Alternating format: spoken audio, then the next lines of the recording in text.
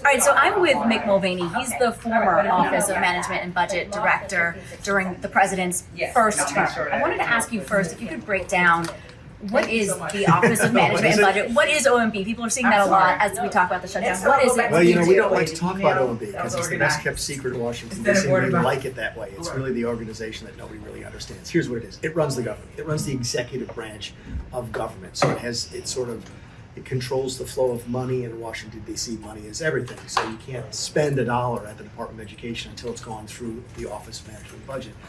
The role is especially important during a government shutdown. It's actually the director of the Office of Management and Budget. I didn't know this. I had been through 4 or 5 shutdowns when I was a member of Congress. I didn't know how the government shut down until I was the director of OMB. One day they walked in and said, look, we need to shut the government down, sign this. So it's actually the director of the Office of Management and Budget that shuts down the government. By the way, shutdown is not a legal term. The legal term is lapse in appropriations. So when there's a lapse in appropriations, what happens is that the Office of Management and Budget then gets involved in the process of prioritizing functions. And that's where you've heard these terms, essential versus non-essential employees. And that decision will be made in large part by the Director of Office of Management and Budget. Most interestingly, I think right now, Kelly, for this particular shutdown, is that we'd always believed at OMB that we had the right to not spend all of the money, to impound some funds, but not a lot.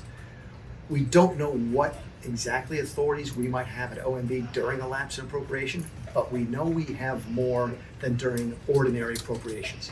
So whatever power the president had last week, he's now got more right now. It's one of the things that amazes me about this particular shutdown. One of the reasons I think that Chuck Schumer didn't vote to shut the government down back in March was he knew that if the government shut down in March, was that it would give the president even more authority. The Democrats don't like giving Donald Trump a lot more power, but that's exactly what this has done. So OMB now has more authority during this lapse in appropriations than they do ordinarily.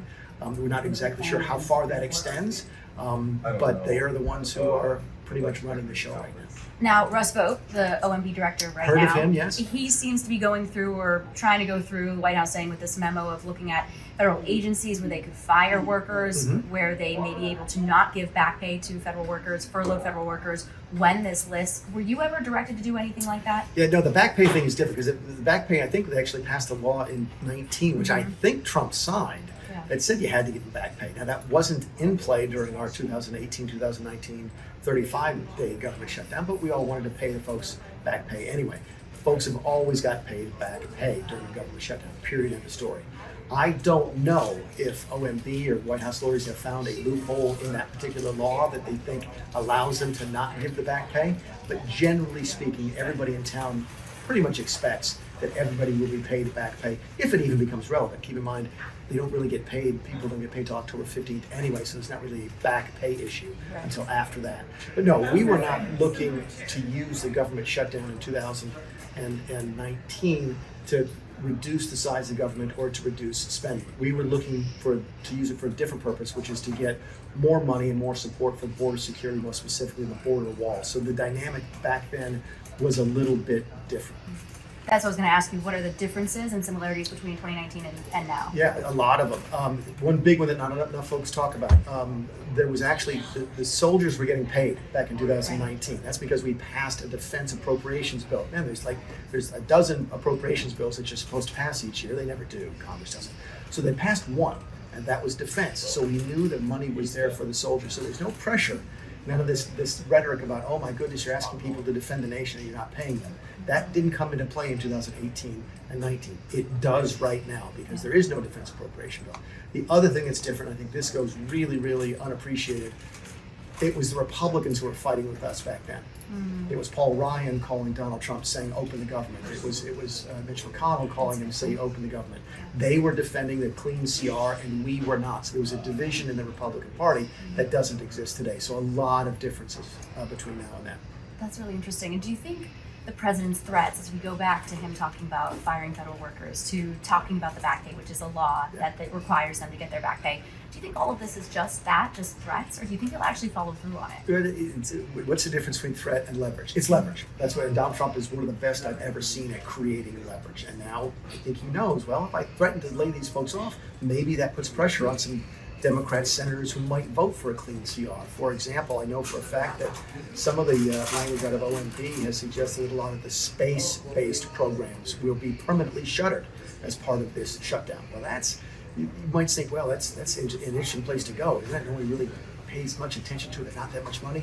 There is a senator who pays very, very close attention to that, and that's Mark Kellie from Arizona.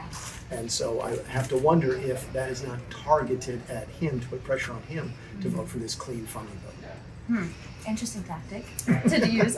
My last question to you is, a lot of people are asking who wins in a government shutdown. What do you say to that? Yeah, I don't look at it as who wins and loses, because you don't really know anyway until the next election. People always poll, who do you blame for this shutdown? But no one asks the follow-up question, which is, okay, if you blame the Republicans, does that mean you're not voting Republican in November? If you blame Democrats, does that mean you're changing the vote, away from Democrats? No one asks it. And generally speaking, shutdowns don't impact people's voting patterns. So here's how I look at it in terms of winning and losing. In 2013, we shut down, I was in the House at the time, we shut down the government over Obamacare. We ultimately gave up, okay, and Republicans voted for a clean CR, but we feel like we accomplished something, and we sort of set down a marker that we were the party that was going to stand up against Obamacare. We considered that a win. 2018-19, same thing for us with border security. Yes, ultimately the White House gave in and supported and signed a clean CR, but we really did feel like we had won the argument about whether or not border security was important. Fast forward to 2024, there was no question in the election where Donald Trump was on immigration. I would imagine the Democrats are having a very similar conversation right now, is at what point do they feel like they may have won the discussion about whether or not healthcare is supposed to be part and parcel of the national debate right now, national discussion. If they get to that point, they can claim victory and then vote for the clean CR and feel like they've won, even though they ultimately did give up. But let's be perfectly clear, clean CRs always win in Washington, D.C., and that's what's going to happen here. Really interesting stuff, Mick. Thank you for taking time to break it down with us. The former director of the Office of Management and Budget, OMB, you're hearing a lot about it during this shutdown. Mick just broke it all down. If you have any other questions, drop them in the comments.